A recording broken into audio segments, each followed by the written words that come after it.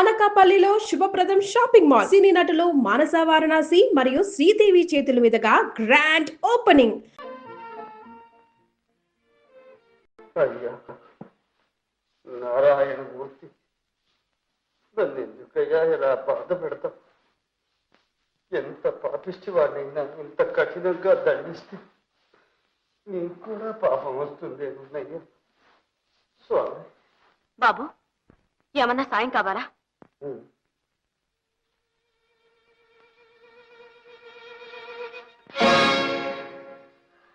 ఎవరు సాయం? దేవుడే దయలేక వదిలేసిన వాడిని నువ్వేం చేస్తావు? బహుశా మనిషికి మనిషి చేత సాయం చేయించడానికి ఆయన ఊరుకున్నాడు. చెప్పండి బాబు, మీకేం కావాలో చెప్పండి. అమ్మా వద్దమ్మా, నన్ను అంటుకోవద్దు. తాకితే అడ్డుకుని కుష్టు వ్యాధి.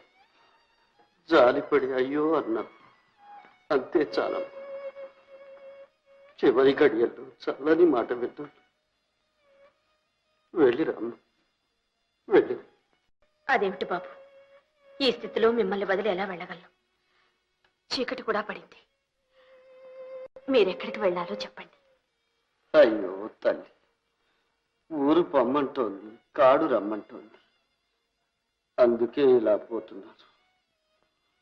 ఎక్కడో ఇలా ఏడ్చి ఏడ్చి ఒక్కసారి కన్ను మూస్తారు.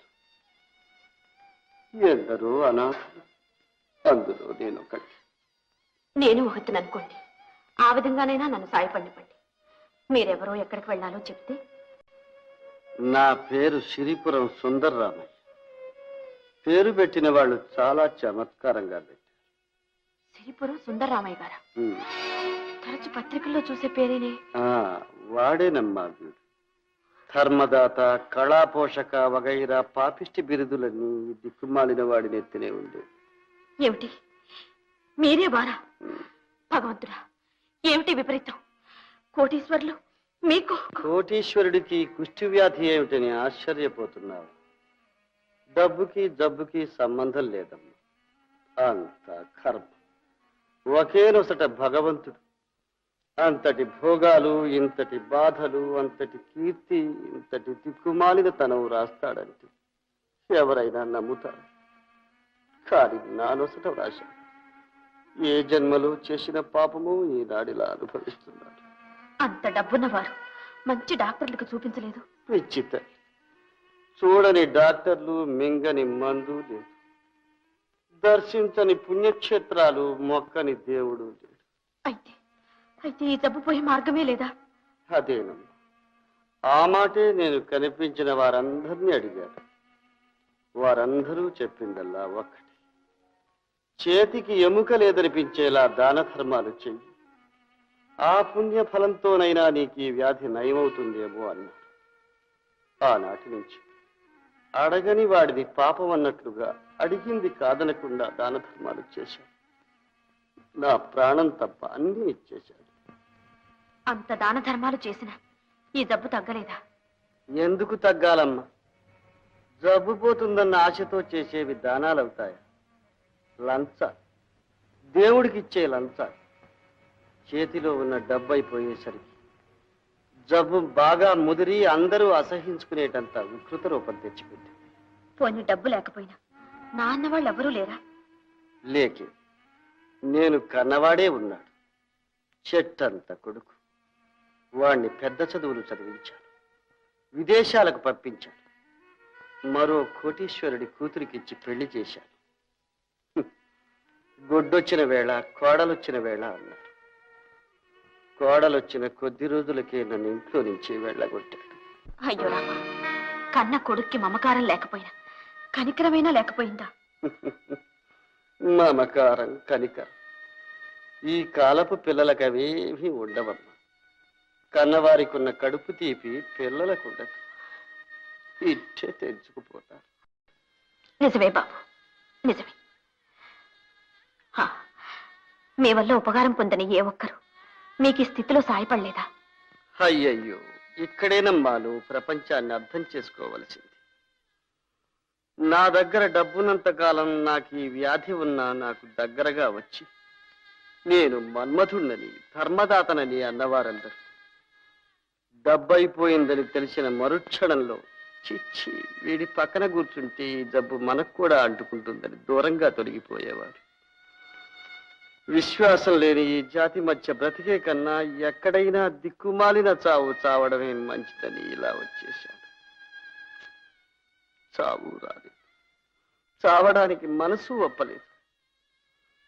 కాలితో నడవవలసిన నాకు ఇలా చేతులతో పాకవలసిన గతి పట్టింది. చీచి, ఏం మనుషులు! బాబు గారు, ఈ లోకంలో మంచివాళ్ళు ఉన్నారు, చెడ్డవాళ్ళు ఉన్నారు. నాతో రండి, ప్రపంచంలో మంచివాళ్ళని చూపిస్తాను. మిమ్మల్ని హాస్పిటల్లో చేర్పించి. ఎందుకమ్మా ఈ పాడు దేహానికి ఇంకా మరమ్మతులు ఎందుకు? అది అనవలసింది మనం కాదు బాబు గారు, భగవంతుడు. నాతో రండి, మిమ్మల్ని హాస్పిటల్లో అమ్మా చేర్పిస్తాను. వద్దమ్మా, పర్వాలేదు బాబు. నన్ను అంటుకో. రండి. అయ్యో అయ్యో అమ్మా, అయ్యో అమ్మా, అమ్మా, అమ్మా. బాబు, బాబు, మీకు బాధ కలిగించానా? లేదమ్మా, లేదు. ఇది ఆనందం. నాలో ఉన్న బాధనంతా ఒక్కసారిగా తీసేసావు. ఎందుకంటేనో ఇంకా కన్నీరు మిగిలిందని నేను అనుకోలేదమ్మా. అమ్మా, తల్లి, నువ్వెవరి బిడ్డవు? ఇది ఏనాటి అనుబంధం? నాకు చేయూతనిచ్చు. లోకంలో సత్యం, ధర్మం, దయ అన్నీ చచ్చిపోయాయనుకున్నానమ్మా. చావలేదు, ఇంకా బ్రతికే ఉంటాయి. ఇలాంటి వారు ఉన్నంతవరకు బ్రతికే ఉంటాయమ్మా. నువ్వు కలకాలం వద్దు, కలకాలం వద్దు. రండి.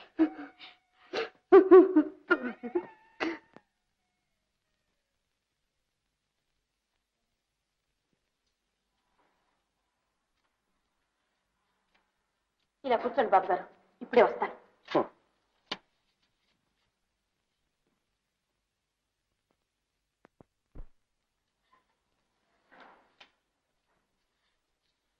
నమస్తే డాక్టర్ గారు. ఎవరమ్మా, ఏం కావాలి? ఒక పెద్ద మనిషి కుష్ఠతో బాధపడుతున్నాడండి.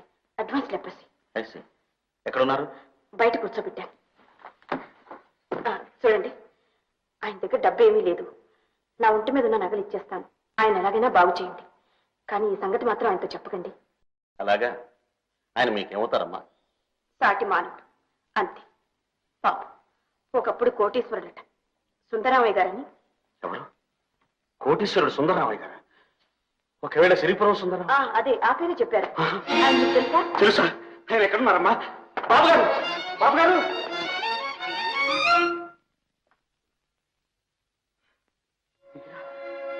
బాబు గారు, బాబు గారు! ఏమిటిది బాబు గారు, ఏమిటిది? లక్షలాది కుటుంబాల్లో దీపాలు వెలిగించిన మీకా ఈ స్థితి? బాబు గారు, ఎవరు మీరు?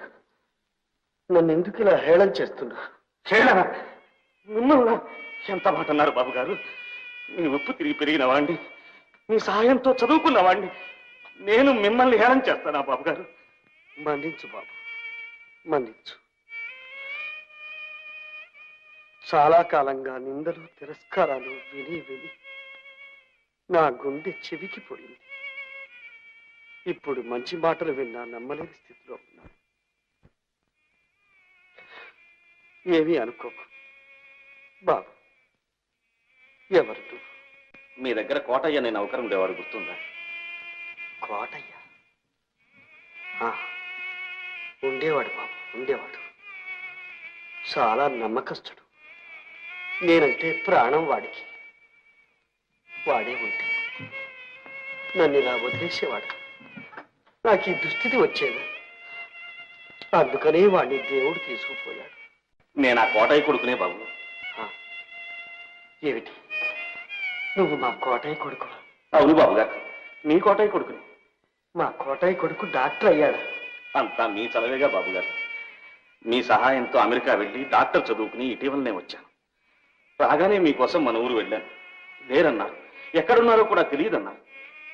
నిజమే బాబు, నా వంటి జీవులు లోకానికే అనవసరం. అలా అనకండి బాబు గారు, మీకేం పర్వాలేదు. మెడ్రాస్ నుంచి పెద్ద డాక్టర్లను కూడా పిలిపించి ఈ వ్యాధి ఎలాగైనా సరే నయం చేస్తాను. లేకపోతే నా చదువు నా బ్రతుకు కూడా వ్యర్థం బాబు గారు. బాబు, నా తండ్రి, నిండు మనసుతో నువ్వు అన్న ఆ మాట చాలు. ఇక నేను చచ్చిపోయినా పర్వాలేదు. అమ్మా, నీ పేరేమిటో నువ్వెవరూ నాకు తెలియదు. నన్ను నా వారి దగ్గరికి తీసుకొచ్చావు. నీ రుణం ఈ జన్మలో తీర్చుకోలేనమ్మా. బాబు గారు లేండి. బాబు, వద్దు, నన్ను తాకొద్దు. అలా అనకండి బాబు గారు. లోపలికి రండి. లోపలికి వద్దు బాబు. నన్ను ఎక్కడో ఓ మూల పడి లోపలికి రావడానికి నాకే అసహ్యంగా ఉంది. ఎంత మాట అన్నారు బాబు గారు. మీ దర్శనం కావాలని, మీ పాదధూళితో ఈ భవనం పవిత్రం కావాలని ఎన్నాళ్ళ నుంచో కోరుకుంటున్నాను. రండి.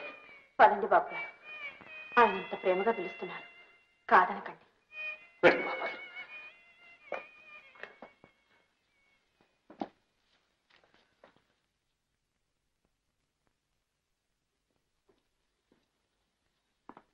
రండి బాబు గారు. అలా కూర్చోండి. కూర్చోండి. బాబు గారు, ఆ ఫోటో చూశారా?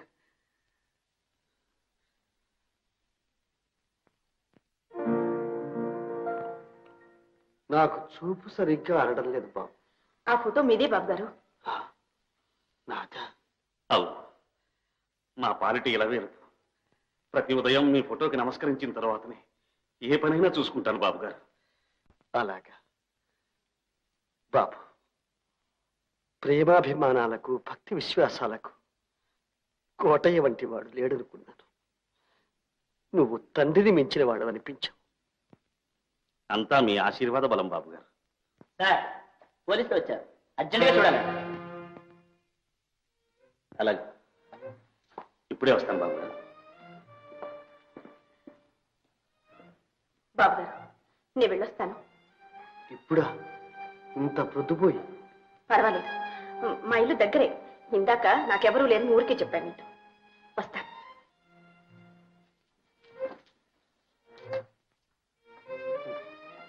నా తల్లి, నిండు నూరేళ్లు సౌభాగ్యవతివై చల్లగా ఉండమ్మా.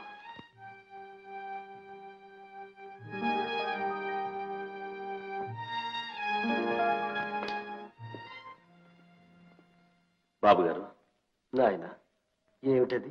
అబ్బే, ఎవరో తాగి తిరుగుతుంటే పోలీసులు పట్టుకున్నారట. సర్టిఫికేట్ కోసం వచ్చారు. అన్నట్టు బాబు గారు, ఆ అమ్మాయి ఏది?